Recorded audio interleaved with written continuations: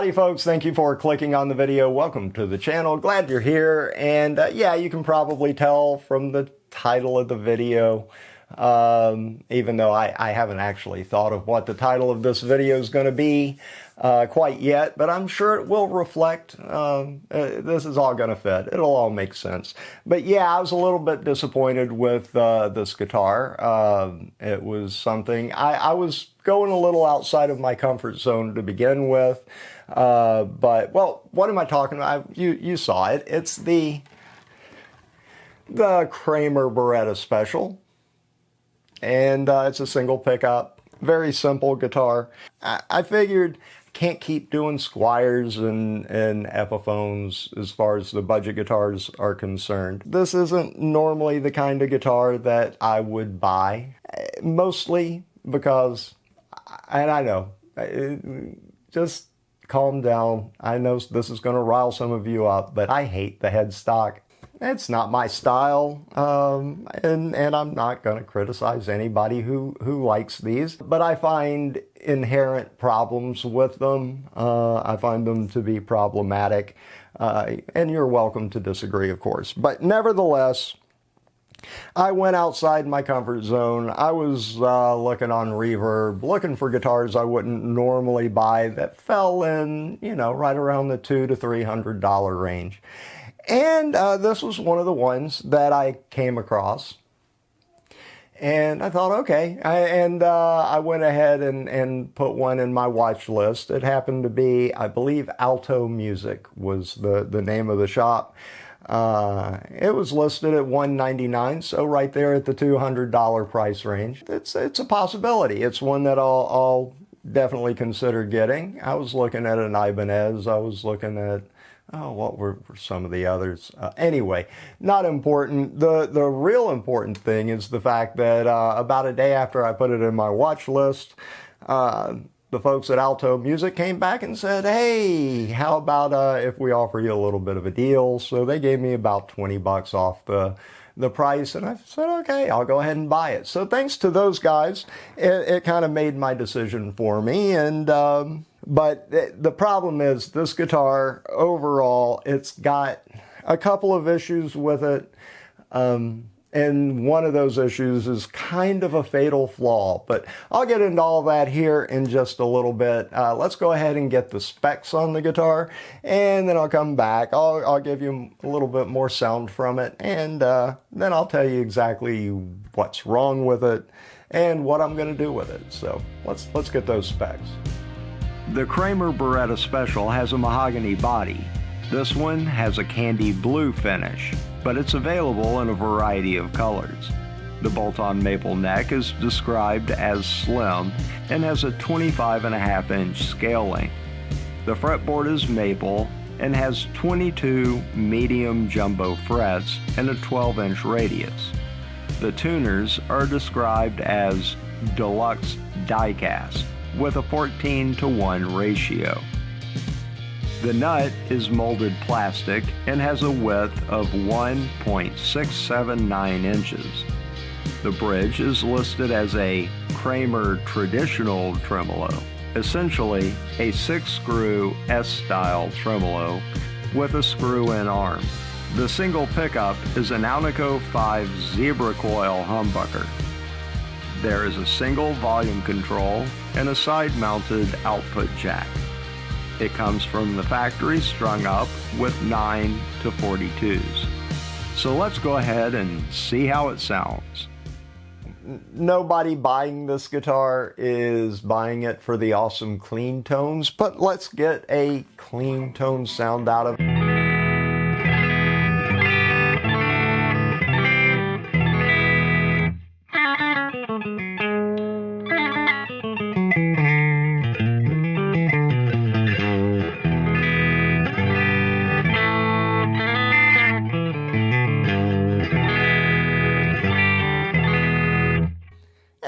It's not bad clean. Again, for a higher output, it's what did I say? 16 point something ohms on the output.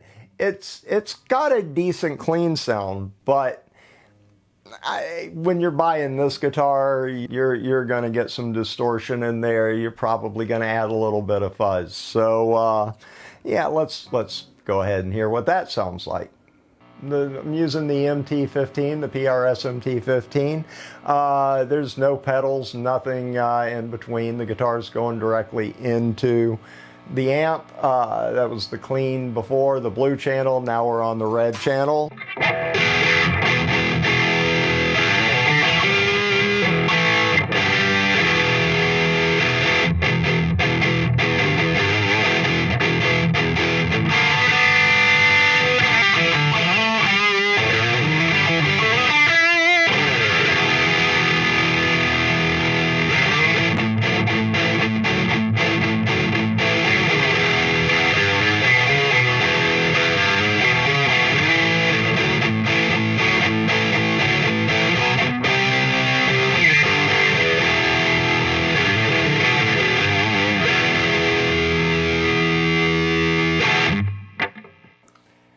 It sounds good. I mean, I'm not going to complain one little bit about the pickup in this guitar. So that's a positive. Okay, so why do I think this guitar is such a disappointment? I mean, after all, it looks good. It's got that stripped down, hot rodded look to it. And it does sound pretty good. But there are issues, and I would be remiss if I didn't go over them. So I will start with the least of them and work my way all the way up to what I think I referred to it as the fatal flaw. But let's start with the least. That's going to be right here. It's a really kind of cheap tremolo system. It's got a super tiny little block in there. It's about as cheap as they come. And if you watched the video on the Squier Affinity HHS Strat, it suffers from the same issue. And I'm not going to argue about it. In that video, a lot of people came back, oh, that's no big deal. Yeah, it kind of really is, because if you've got a lot of slop in the trem arm, that means, this thing is moving a whole lot before you ever engage the tremolo. Let's move on to the second thing, and that would be the frets. Now, on the positive note, let's see. I got my fret rocker right here. I'm not going to bore you with going through the frets are surprisingly level. Actually better than some of the other budget guitars that I've been through. So they get good marks on that. Problem comes with fret sprout. Yeah. One of Philip McKnight's little nylon socks would just get tore up with these frets, especially starting up, I guess, about the 9th fret, going all the way up. And what's worse is the fret sprout is worse on this side as opposed to this side. It would make a little less difference for your thumb, but down here, yeah, these fret ends are sharp. The reality is, budget guitars, the wood that they make the bodies and the necks from, they probably don't get dried out and cured quite as well as a higher end guitar would be made out of. However, this is about the worst I've encountered on any of the budget guitars that I bought. Now let's get to the fatal flaw. And I said, I don't like this headstock design. Not because I don't like the way it looks. It's not my favorite. But if you look at how the strings fan, there's a break angle here at the absolutely perfect. I mean perfect and polished out, lubed up and everything. You're gonna have tuning issues. And this guitar has severe tuning issues. But the real fatal flaw is right here. The nut is awful. If your nut is cut properly, Put your finger down on the 3rd fret, kind of press down. There shouldn't be a whole lot of play between your 1st fret and the string. If there's a whole lot of distance there, that means your nut just wasn't cut deep enough, or at least that particular slot wasn't cut deep enough.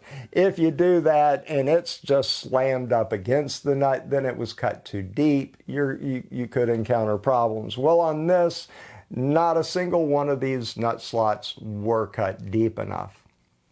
Let's get to the real issue. This guitar has a tremolo on it.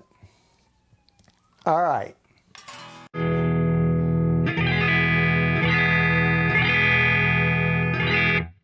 Fairly in tune, kind of hard to get in tune, because as you're adjusting your tuners, it's a literal symphony of pinging. It takes a little while just to get the guitar in tune. Now, once you do, it will stay in tune fairly reasonably as long as you don't get too crazy with string bends. But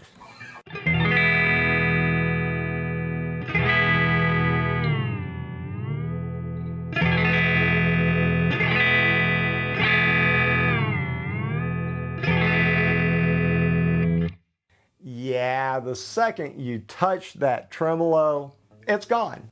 At that point, once you touch this, the whole guitar is worth it. You might as well stop whatever you're playing, because you gotta tune up again. It's bad. Part of it is the nut. I'm sure these nut slots were not cut properly, were not polished properly. But the other issue, it probably wouldn't matter, except this headstock design, with the break angle, the strings just fan out. It's begging for trouble. That's why I don't like the headstock design. The nut's just awful. And it, in my opinion, is a fatal flaw. I wouldn't wish this guitar on any beginner, because it's going to be nothing but frustration to them. And it gives me no joy to say that. I would like for this to be a great guitar. It's just not. It's got too many problems.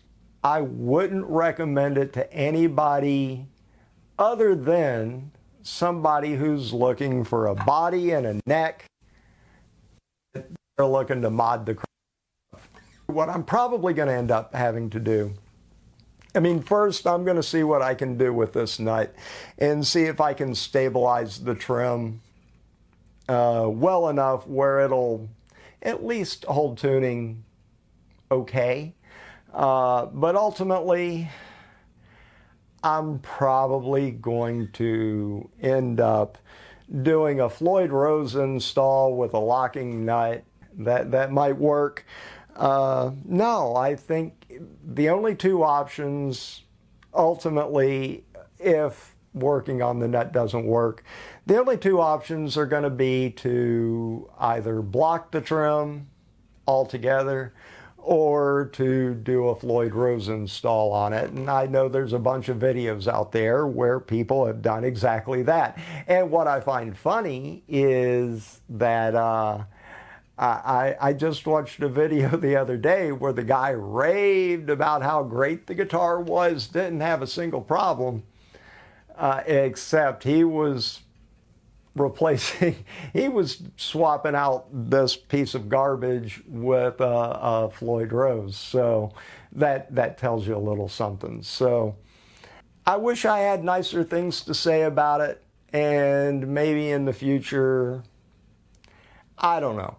Personally, I think any guitar with this headstock design on it should just automatically go ahead and put a locking nut on it, a Floyd Rose on it, or spend some time and make sure that nut is perfect.